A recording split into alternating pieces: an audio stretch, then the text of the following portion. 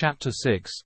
An examination of the kindred of mind to nature, wherein, by way of digression, is refuted the doctrine of the Anomœans. And let no one suppose me to say that the deity is in touch with existing things in a manner resembling human operation, by means of different faculties.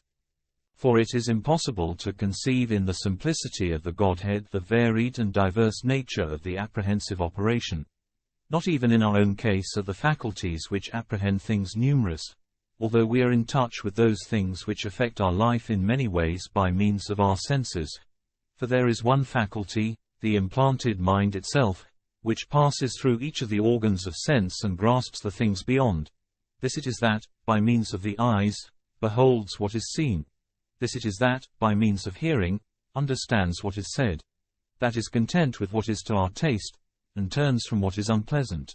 That uses the hand for whatever it wills, taking hold or rejecting by its means, using the help of the organ for this purpose precisely as it thinks expedient.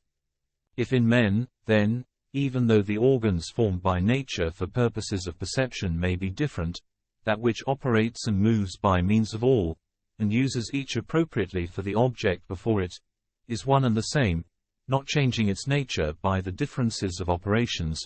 How could anyone suspect multiplicity of essence in God on the ground of his varied powers? For, he that made the eye, as the prophet says, and that planted the ear, stamped on human nature these operations to be as it were significant characters, with reference to their models in himself.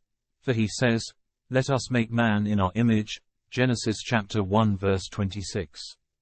But what, I would ask, becomes of the heresy of the Anomœans? What will they say to this utterance? How will they defend the vanity of their dogma in view of the word cited? Will they say that it is possible that one image should be made like to different forms? If the Son is in nature unlike the Father, how comes it that the likeness he forms of the different natures is one? For he who said, "Let us make after our image," and by the plural signification revealed the Holy Trinity, would not, if the archetypes were unlike one another, have mentioned the image in the singular, for it would be impossible that there should be one likeness displayed of things which do not agree with one another. If the natures were different, he would assuredly have begun their images also differently, making the appropriate image for each.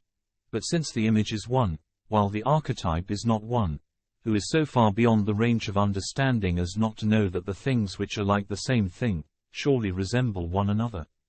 Therefore he says the word, it may be, cutting short this wickedness at the very formation of human life, "Let us make man in our image, after our likeness."